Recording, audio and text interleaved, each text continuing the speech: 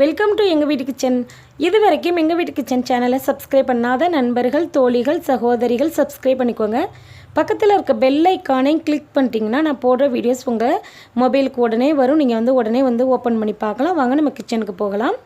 இன்றைக்கி நம்ம கிச்சனில் இன்ஸ்டன்ட் ஸ்பைசி ரவா தோசை எப்படி செய்கிறதுன்னு பார்க்கலாம். இப்போது ரவா தோசை செய்கிறதுக்கு மாவு கலந்துக்கலாம். நான் அதுக்கு பார்த்தீங்கன்னா பவுல் எடுத்து மிக்சிங் பவுலில் 1 கப் அளவுக்கு ரவை சேர்த்துருக்கேன். 1 கப் அளவுக்கு ரவை சேர்த்தோன்னு சொன்னாக்க 3/4 கப் அளவுக்கு அரிசி மாவு, நம்ம வீட்டில் நார்மலாக இருக்கக்கூடிய அரிசி மாவு சேர்த்துக்கலாம். அதுக்கப்புறம் நீங்கள் கோதுமை மாவு இருந்தால் சேர்த்துக்கலாம், மைதா கூட சேர்த்துக்கலாம். 2 டேபிள் ஸ்பூன் அளவுக்கு சேர்த்துருங்க. அப்புறம் நல்லா கெட்டியான தயிர் 2 டேபிள் ஸ்பூன் அளவுக்கு சேர்த்துருங்க. 1/4 டீஸ்பூன் அளவுக்கு ஜீரகம் சேர்த்துக்கலாம். 1/4 டீஸ்பூன் மிளகு சேர்த்துக்கலாம். மிளகை நீங்கள் தட்டி கூட சேர்த்துக்கலாம்.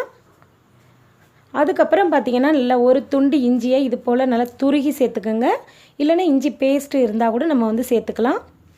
அதுக்கப்புறம் ஒரு கொத்து மல்லித்தலையை நல்லா பொடி பொடியாக கட் பண்ணிவிட்டு சேர்த்துக்கோங்க. ஒரு கொத்து மல்லித்தலை சேர்த்தோன்னா ஒரு கொத்து கருவேப்பிலையும் சேர்த்துக்கலாம். இந்த மாவுக்கு தேவையான அளவு சால்ட்டு சேர்த்துருங்க. ஒரு பிஞ்சை விட கம்மியாக சோடா மாவு சேர்த்துருங்க. சேர்த்துட்டு எல்லாத்தையும் நல்லா ஒரு வாட்டி நல்லா இந்த மாதிரி மிக்ஸ் பண்ணி விட்டுக்கலாம். இது போல் நல்லா கலந்து விட்டதுக்கப்புறம் நம்ம தண்ணி சேர்க்க ஆரம்பிச்சிடலாம்.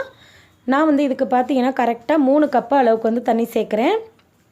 ஃபஸ்ட்டு நீங்கள் 3 கப் அளவுக்கு தண்ணி சேர்த்துட்டு ஒரு 5 நிமிஷத்துக்கு நம்ம ரெஸ்ட் எடுக்க விட்டுட்டு அதுக்கப்புறம் நல்லா ரவை எல்லாம் நல்லா ஊறி இருக்கும் பார்த்தீங்களா, அது எந்த அளவுக்கு தண்ணி விடும்னு தெரியாது.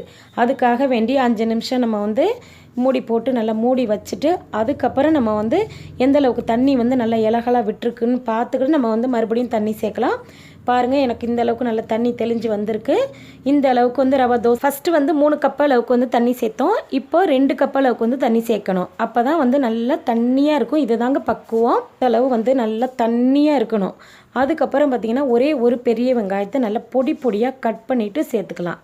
இந்த டைமில் தான் நம்ம பெரிய வெங்காயம் சேர்க்கணும். உங்களுக்கு விருப்பப்பட்டீங்கன்னா நீங்கள் பச்சை மிளகாய் சேர்க்கலாம். நான் குழந்தைங்க சாப்பிட்றதுனால நான் பச்சை மிளகாய் சேர்க்கலை. இது எல்லாத்தையும் மாவு நல்லா ரெடி பண்ணி வச்சுட்டோம்.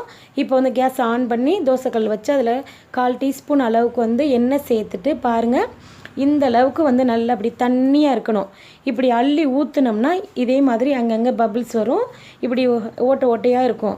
இது தாங்க ரவை தோசையோடைய பக்குவம். நீங்கள் பெரிய கரண்டி இருந்துச்சுன்னா நீங்கள் அள்ளி ஒரே மொத்தமாக ஊற்றிடலாம்.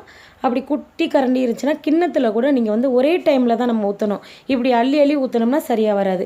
பாருங்கள், நமக்கு சட்டுன்னு நமக்கு ரவை தோசை ரெடி ஆயிடுச்சு. நீங்கள் தோசையை ஊற்றிட்டு நல்லா 2 டேபிள் ஸ்பூன் அளவுக்கு எண்ணெய் சேருங்க.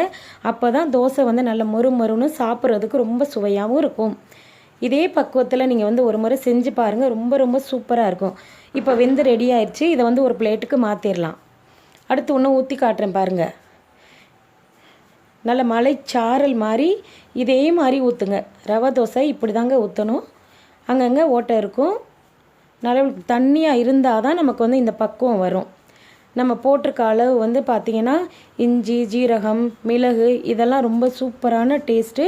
அதை எடுத்து சாப்பிடையில் அங்கங்கே மிளகு கடி போடுறதெல்லாம் ரொம்ப வேறு லெவலாக இருக்குங்க டேஸ்ட்டு.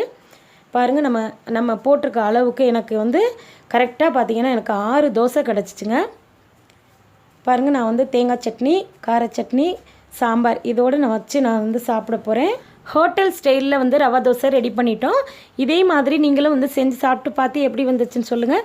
இந்த வீடியோ பிடிச்சிருந்தா லைக் பண்ணி ஷேர் பண்ணுங்கள். மறக்காமல் எங்கள் வீட்டு கிச்சனை சப்ஸ்கிரைப் பண்ணுங்கள். தேங்க்யூ.